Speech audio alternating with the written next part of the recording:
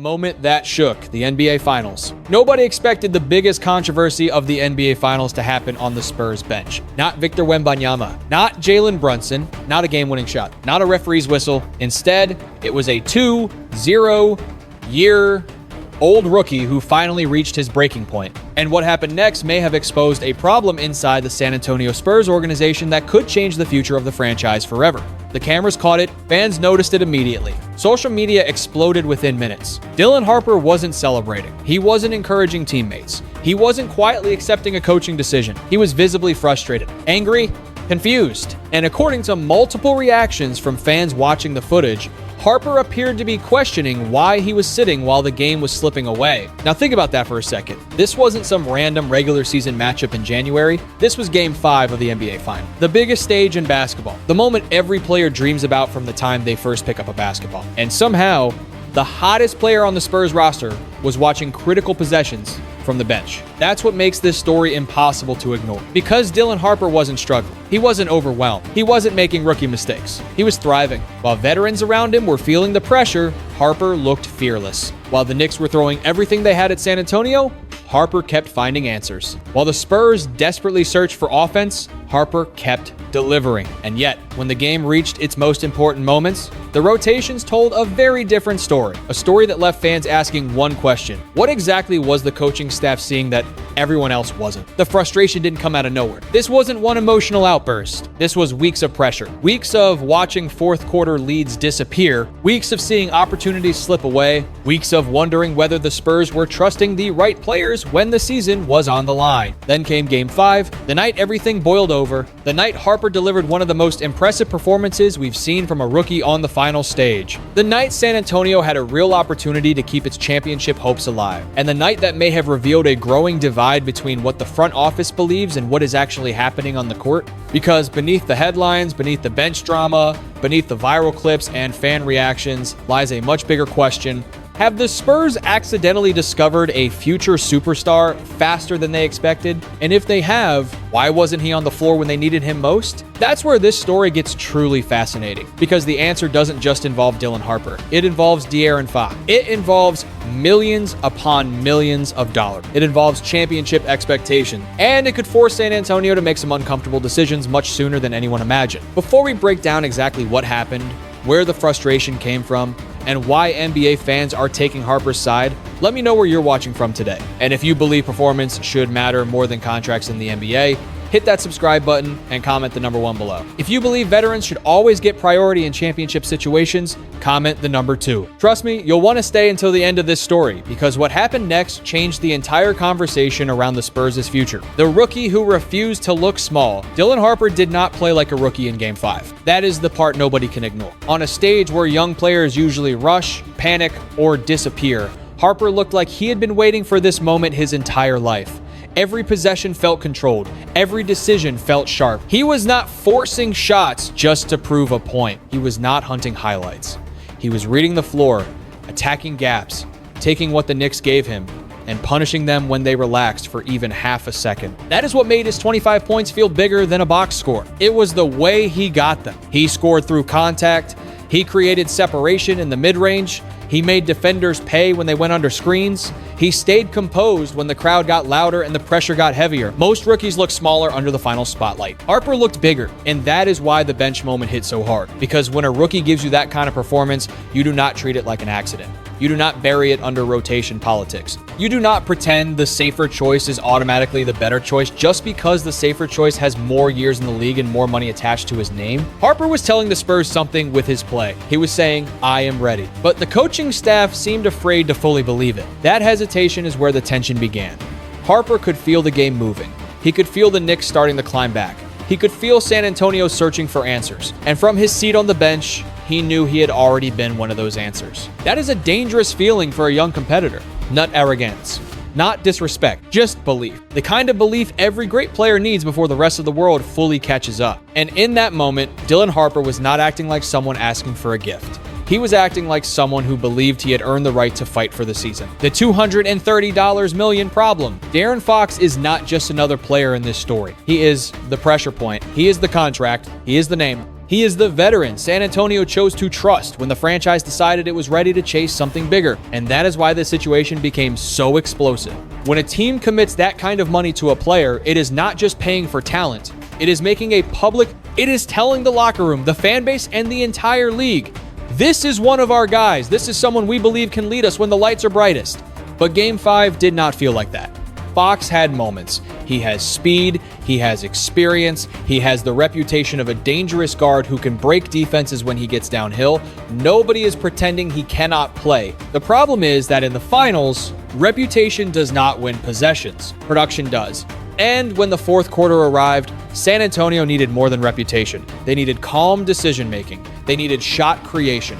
They needed defensive focus. They needed someone who could stop the Knicks from turning another Spurs lead into another painful collapse. Instead, the offense became unstable. Possession slowed down, the Knicks defense tightened, every mistake felt heavier than the last, and while Fox continued receiving trust, Harper was left watching stretches where he clearly believed he could help. That is the heart of the conflict. This was not simply rookie versus veteran. This was performance versus hierarchy. This was what the game was showing versus what the organization had already invested in. And in professional sports, that is one of the hardest battles to win because contracts create gravity.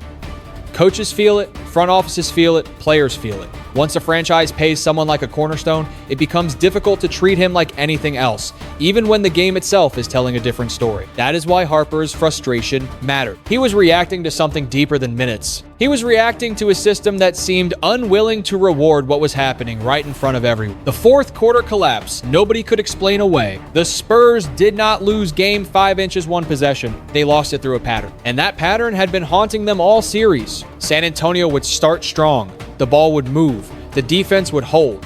Wembanyama would bend the game in ways only he can.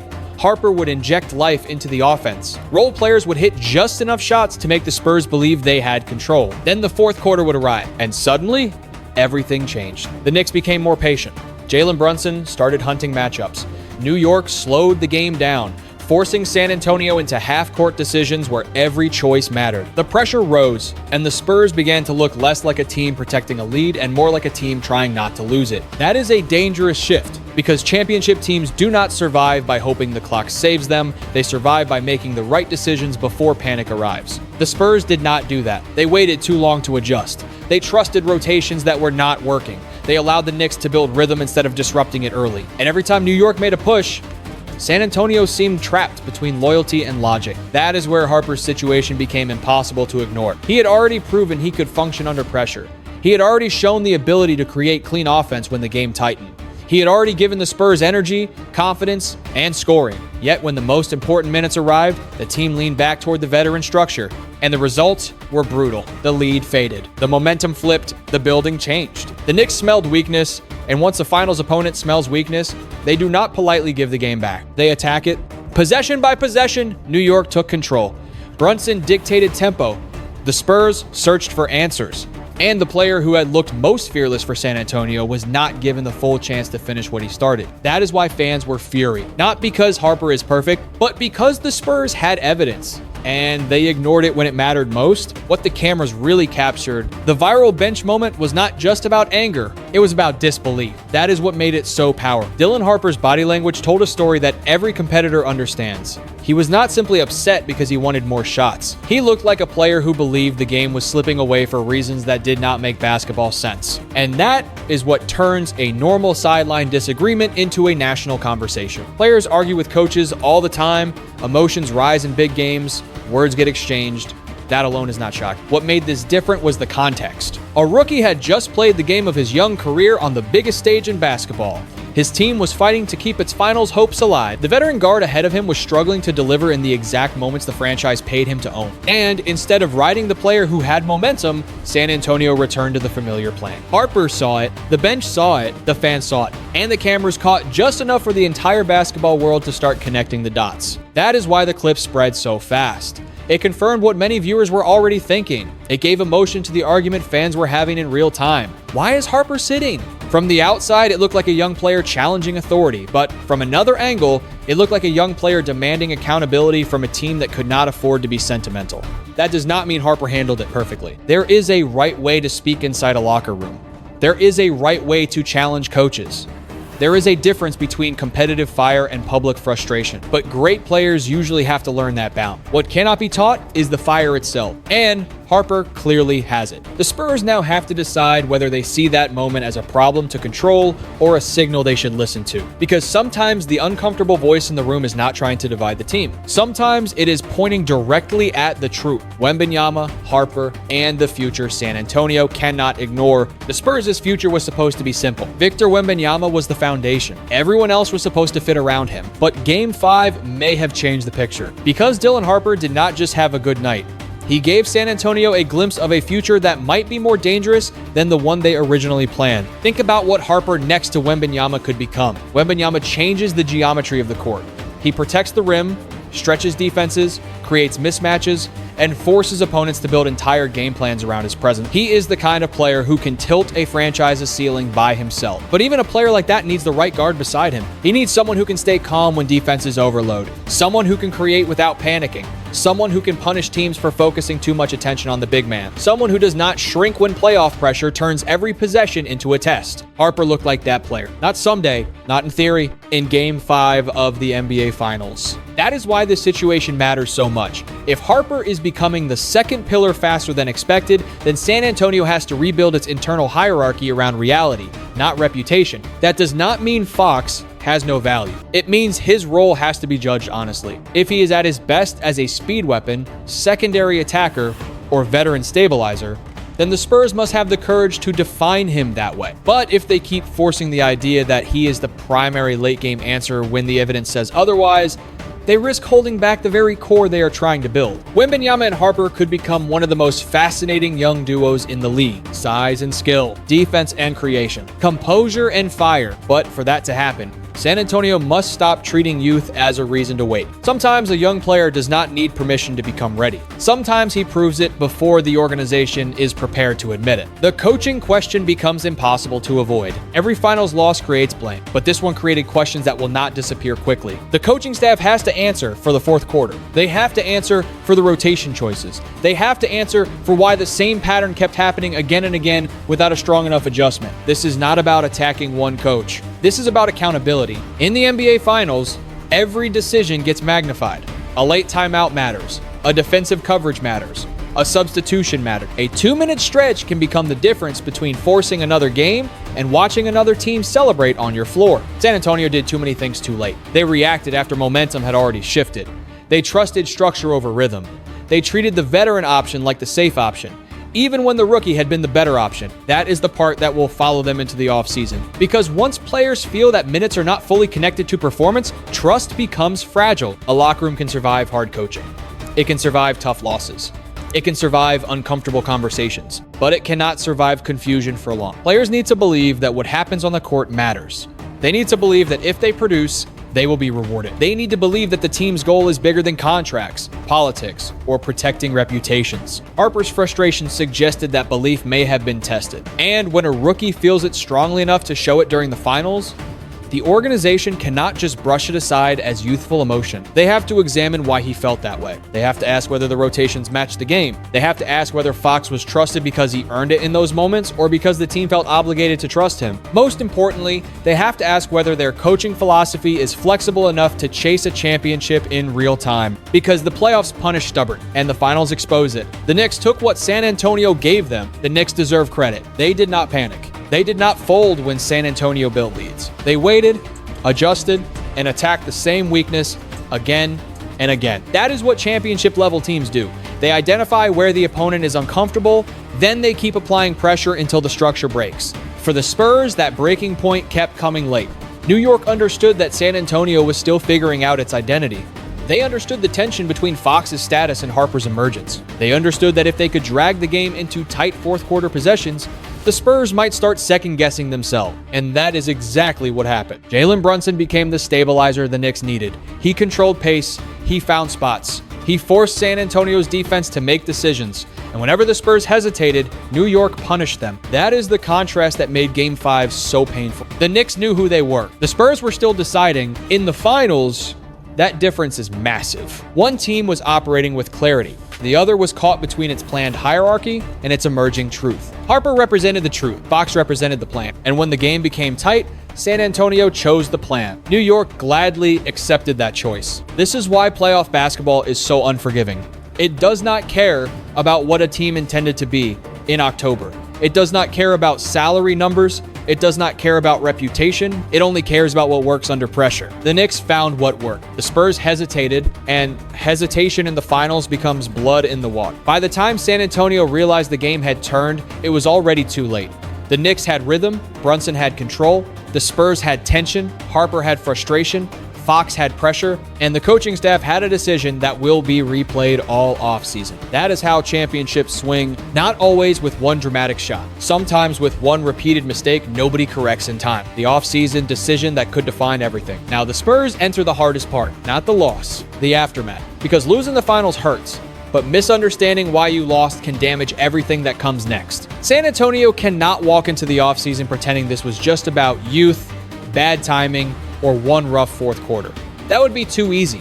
That would be too comfortable. And championship organizations do not grow by choosing comfort over truth. The truth is that Game 5 exposed a real identity crisis. The Spurs have Victor Wembanyama, the kind of generational foundation that can change a franchise for a decade. They have Dylan Harper, a rookie who just proved he can handle pressure that breaks experienced players. And they have De'Aaron Fox, a veteran guard with star status, major money attached to his name, and a role that suddenly feels much more complicated than it did before the finals began. That is the decision San Antonio must face. Who are they really building around? Not in interviews, not in press conferences, not in polite offseason statements. On the floor, in the fourth quarter. When the season is shaking, when the crowd is roaring, when one possession can decide whether the team keeps playing or goes home. Because Harper is no longer just a promising young player waiting for his turn. He forced his way into the conversation. He did it with poise. He did it with shot making. He did it by staying ready when the moment should have been too big for him. After a performance like that, San Antonio cannot treat him like an optional piece anymore. If Harper is the second pillar next to Wembanyama, then the entire structure must change. The offense must give him more responsibility. The rotations must trust him earlier and later. The locker room must understand that his role is not based on hype, but on earned production. And that brings everything back to Fox. The Spurs do not have to disrespect him to be honest about him. Fox can still help. He can still attack defenses.